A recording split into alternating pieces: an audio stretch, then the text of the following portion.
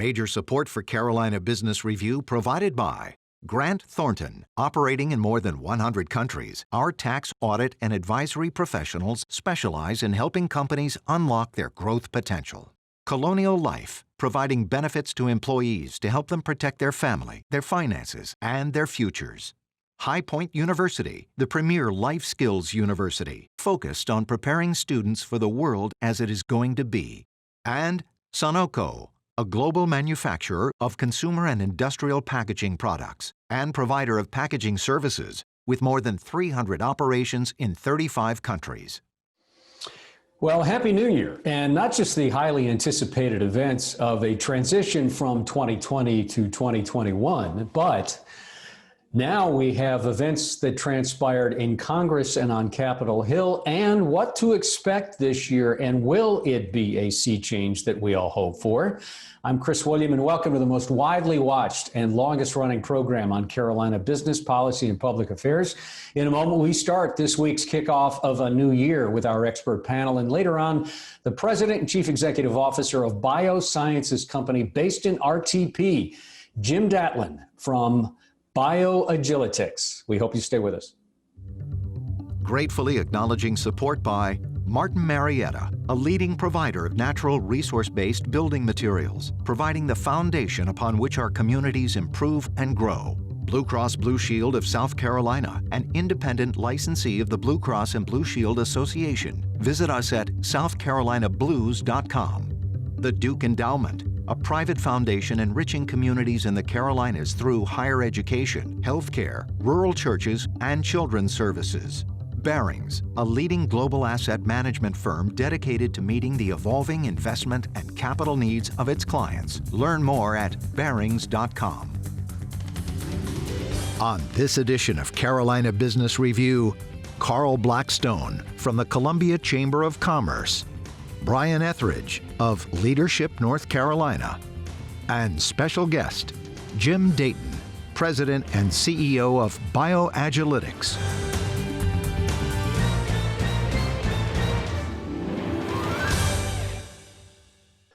Don't think it's too late to say Happy New Year. So Happy New Year, Brian. Happy New Year, Carl. Welcome again to the dialogue. You look both healthy and happy. I'm assuming you are staying safe. We are. Thank you for asking. Absolutely. Thanks for having us. Okay. Brian, let's start with you. So probably most surprising were the events, recent events on Capitol Hill, on the steps of Capitol Hill, is surprising violence, but in some ways not surprising. So how did that wash over you and some of your constituents? Great question. And I would say, Chris, I was not surprised, but still shocked and saddened to see what unfolded on Capitol Hill, and really feel like this is a pivotal moment in our society as Americans, and a real chance to come together to work in collaboration with one another and make a really clear signal that this type of violence and upheaval is not something we're willing to stand for. Carl, I think this is fair to say, Carl, you're fairly close to a lot of the political leadership in South Carolina, Lindsey Graham being one, and Senator Graham was what many called a surprising voice that not just condemned the violence and the action on Capitol Hill, but also condemned the president when he had stood beside the President Trump at the time. Did any of that surprise you? How did it play in the Palmetto State? Well, I think it played very well. I mean, let's be honest. I mean, his actions were deplorable, and you can't condone that behavior. And Lindsey obviously was shaken by the fact that he was in the chambers when the riots happened. I think anybody that serves as a member of Congress, they're up there doing a public service. They don't expect their lives to be endangered, nor does anybody in their right mind expect that. So I think his comments were very fair, direct, but I think they represent many of the opinions here in South Carolina. Brian and Carl, let's take a different tact. So we all couldn't wait to get past 2020, and here we are on the cusp of a new year. What is going to be different this year? Is it going to be markedly different? I think, Chris, to your question, I think there is an absolute essential need for some real action on a number of topics. And I think Carl can probably speak to this as well. What a lot of what we've seen over the course of 2020 are issues that we knew were under the surface that now scream for our attention. Things like access to broadband, issues around hunger and food insecurity for a lot of our kids. Those types of things demand our attention and demand our attention now. And I think provide a tremendous opportunity for bipartisan collaboration, because those impact the lives of citizens, both in North and South Carolina, kind of all across the board, and an opportunity to really come together and work towards solutions. And I think that's what so many folks want. And it speaks to a lot of the inequities that we've been faced with for decades. So, Carl, I agree with Brian. Yeah. Go ahead. I'm sorry. Finish your thought. Well, I think politically, if you in those terms, in South Carolina, we were stymied for 3/4 of the year, and you started off through March, and then all of a sudden we went into lockdown, if you will, and COVID, and then the election. And so there are a lot of pent up needs that need to be addressed in South Carolina as well. The broadband, I think, is getting a ton of attention through Jim Clyburn, and now Governor McMaster has asked for additional revenue to go to broadband. That will be huge. A great. Do you think that'll be fully funded? Do you get the sense that they'll fully fund that to get that to the last mile? No pun intended. They will get well on their way to getting there.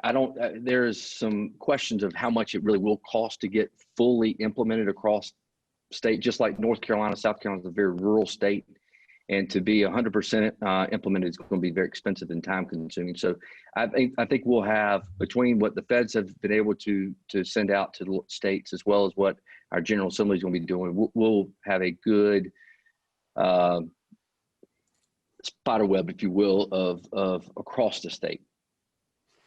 Brian, when we talk about what we hope will happen and what translates into some kind of policy work or legislative priority, you know, in your organization, Leadership North Carolina, have been interested, obviously, in education for a long time. And in North Carolina, there's huge initiatives, as there are in both states, around education. But specifically in North Carolina, there's Best NC, there's My Future NC, there's Ed NC, there's the state superintendent of education, who is now Catherine Truitt. There is the state board of education. There's to use your term, Carl, there's a spider web of all of these supportive around educational, K through 12, that is, aspects around education.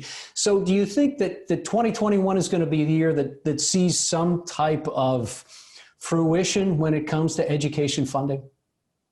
I think you absolutely will, Chris. And I think part of what's going on now is there's so much between all these organizations that you've mentioned, My Future NC, where the CEO, Cecilia Holden's an alum of ours, Best NC with Brenda Burke, who's also one of our alumni, Ed NC, which is doing tremendous work, State Board of Education, State Superintendent, General Assembly.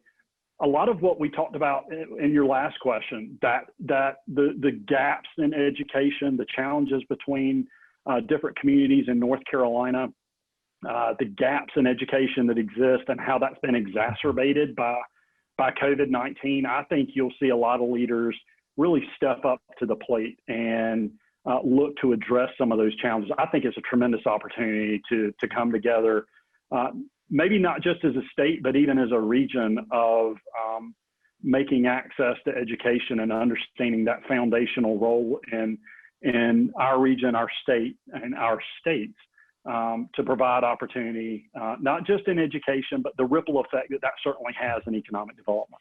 In the General Assembly in South Carolina, Carl, I know they're back in session as both General Assemblies restart. Legislative priority in South Carolina seems like it's going to include the sale of the asset called Santee Cooper. The governor is for it. There was a lot of contentious debate back and forth around selling what this is a public asset. Will this end up being sold? First question, Carl. And the second thing is that a good long-term decision for the people of South Carolina? Well, I think so. I mean, the unfortunate side of Santee Cooper is there's a significant state-owned debt that attributed with Santee, and so I think some of the members of the General Assembly want to relieve themselves of that overhead of debt. I think the question is, if you get rid of an asset, what can you invest in that could have equal amount of benefit to the state? And I think that we could look to the Port of South Carolina to see if there's additional capacity there that we could invest in. I know they want to look at some rail lines, et cetera, that I think this would be a great opportunity to invest there and getting out of the mountain of debt that we have and invest in something that's productive. I do think it will be sold. I mean, they're lining up against, it's not necessarily for an individual company to take its place. It's more of their frustration with the current administration at Santee Cooper. But I do think it'll get sold. Yeah, I am sorry. One more quick follow-up on that, Carl. Yeah. I've gotten a sense from some members of the General Assembly that this is my term, pitting brother against brother, sister against sister when it comes to loyalties, because it depends where you live. If you're in Fairfield County versus Clarendon County, you're going to feel differently about the sale of that asset. Do you get the sense it's that contentious? Absolutely. And I tell you what, around Berkeley County and Horry County, Georgetown, the direct service district for Santee Cooper, there is a strong loyalty there. And you'll see a protracted fight at the General Assembly because of that, quite frankly. But at the end of the day, leadership, I think, will prevail, and it will be sold. Brian, in about a minute, probably not fair, but that's what we have left before we bring our guest in. In about a minute, the distracting nature of COVID, and I'm not minimalizing the risk of that. But now that we're in 2021, what do you think we're going to have oxygen to give more attention to? What one thing would be important for us to take on? I think for 2021, I think focusing really hard on education is going to be really essential. That certainly touches almost everything that our states do, whether that's Health and Human Services. Obviously, that is incredibly related to COVID. It's planting the seed corn for future economic development and opportunity. But I think focusing in on education is going to be a huge one. And I think there's a tremendous opportunity there. And I think there's a real imperative to address some of the challenges and inequities, but also that ties back to broadband access too. So there's a lot of synergies there around work that can be done around education. Not long ago on this program, once again, we hosted the Secretary of Health and Human Services in North Carolina, Dr. Mandy Cohen, who has been a poster gal in many ways for COVID and the pandemic. Anyway, Dr. Cohen on this program talked about, more importantly, the mental health aspect and the stress, personal stress.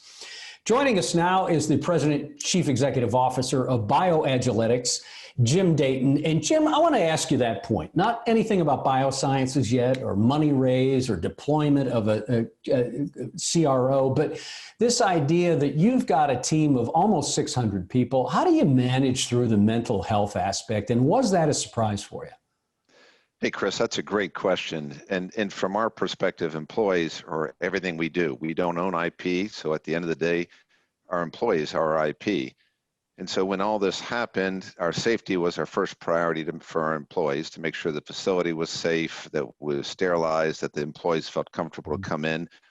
We surveyed them to see what they wanted and what their concerns were, and we put a couple programs in place. The first was an employee assistance program, an EAP, where if they had any concerns, they wanted to talk to professionals, whether it be family related or work, that it could be covered 100% by the company.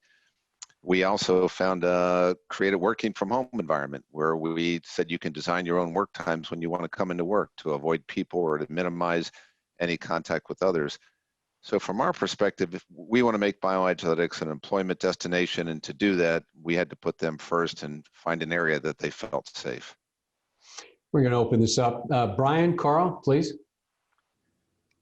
Jim, I want to thank you for joining us this morning. The question I've got is so so many leaders, both business, government, education, nonprofit, are really focusing in on those leadership lessons that have been really honed, cultivated through this pandemic.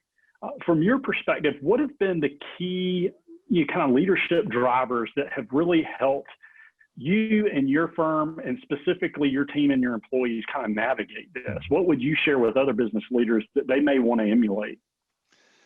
That's a great question. So from our perspective, it was, none of us have gone through a pandemic like this before. And so we wanted to listen to our employees, what their concerns were.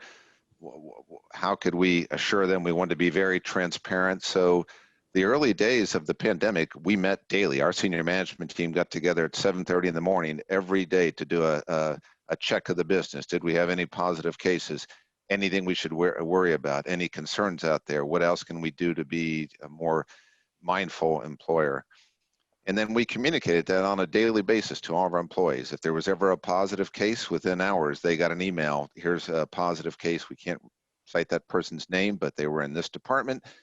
We also offered testing to our employees, which helped, and to alleviate or hopefully reduce any concerns that they might have. And we did contact tracing. As you know, if somebody tested positive, you've got to go back through channels. And we tried to overly communicate by having our team meet every day and communicate to the organization almost daily updates as to what was going on, not only with BioAgilytix, but we're a science company. We wanted to share important scientific updates in the world. We're working on several vaccines and therapeutics. And so our almost 600 brave employees didn't miss a day of work. We never shut down. They came in every day to try to get these drugs out to the marketplace as quickly as possible. Carl. Hey, Jim, good to see you. I have a question about your company, and I was really enjoyed reading up on the analytics and what you're doing, and looking at trends.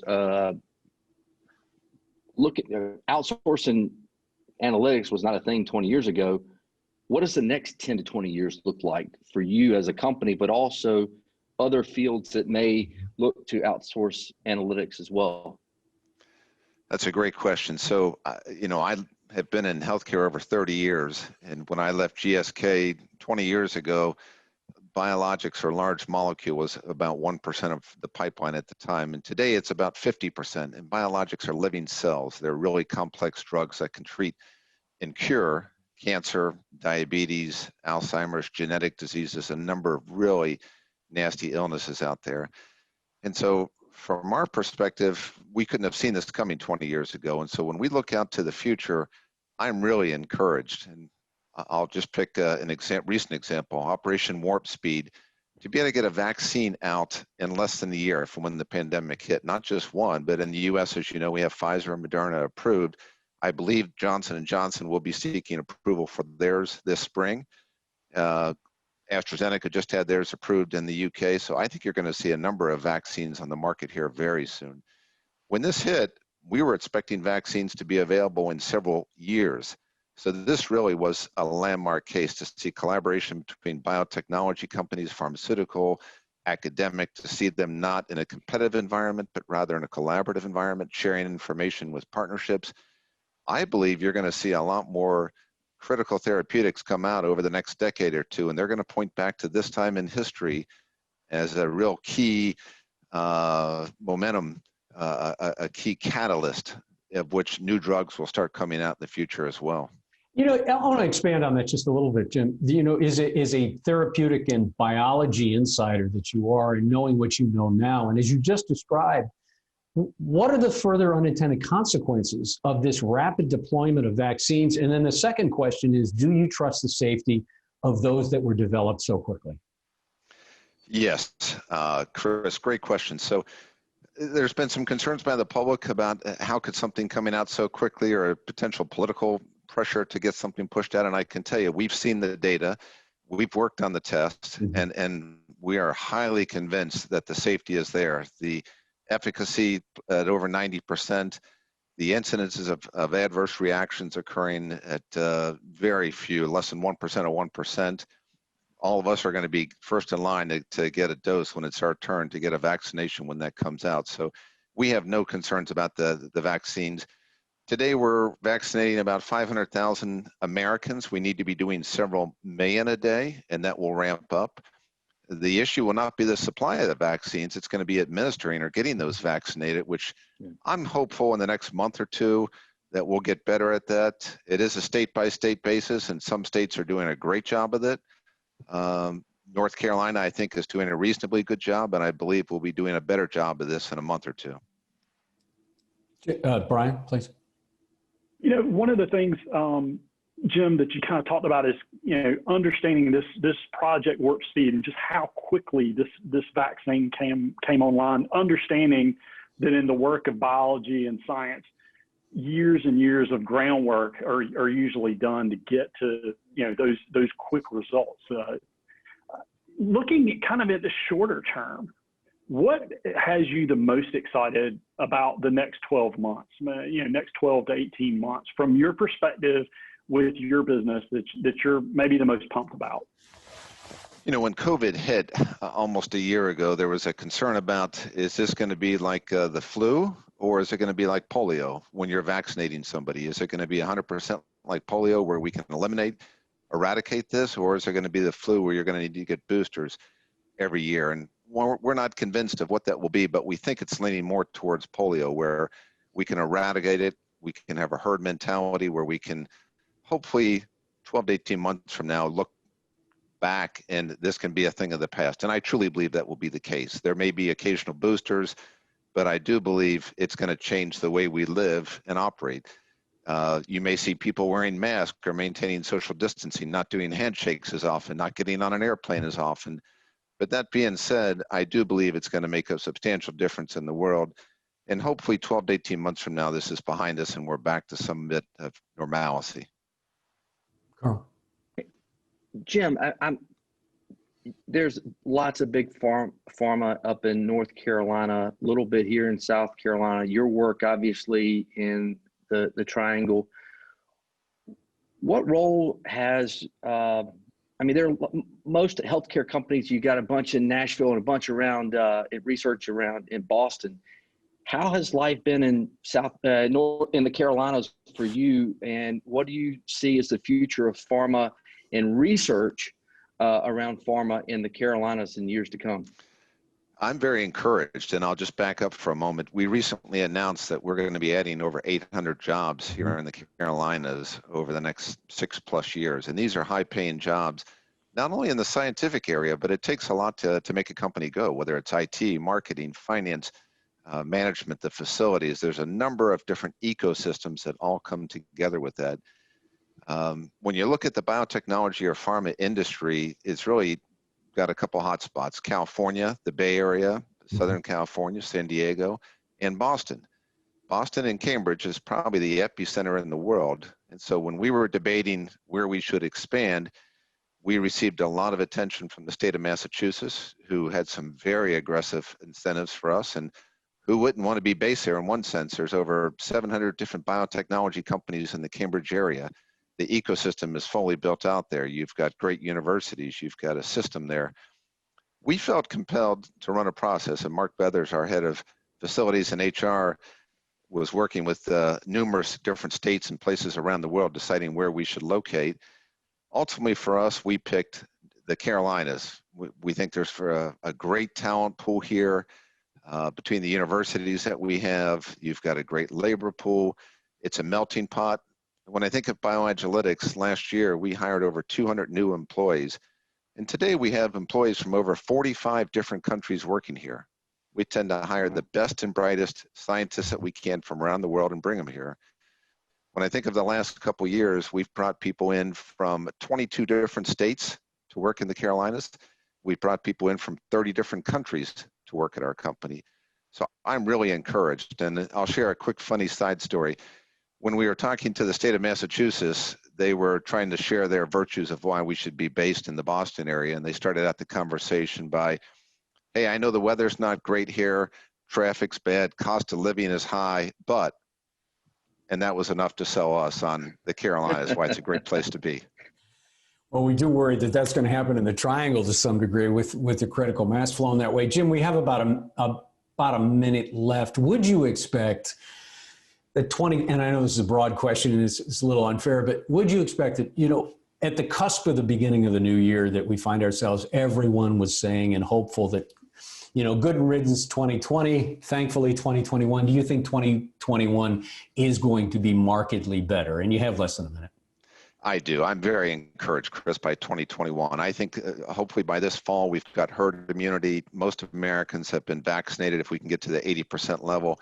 And I think that the economics are going to be picking up. The economy will be strong. I'm highly encouraged, not only for the broader economy, but particularly healthcare. You're going to have many different therapeutics and critical life-saving drugs come out as a result of what we've just gone through in 2020. Jim, I suspect that Durham is lucky to have you in BioAgilytix. So thanks for being a guest on our program. And we wish you the best and stay safe. Until next time, we'd love to have you back. Please come back. Thanks, Chris. Brian, Carl, see ya. Brian, Carl, always nice to see you. Happy New Year. Best of luck to you both. I'm Chris William. If you have any comments or questions, go to carolinabusinessreview.org and watch a show or comment. Until next week, I'm Chris William. Happy New Year. Major funding for Carolina Business Review provided by High Point University, Martin Marietta, Colonial Life, the Duke Endowment, Barings, Grant Thornton, Sunoco, Blue Cross Blue Shield of South Carolina, and by viewers like you. Thank you.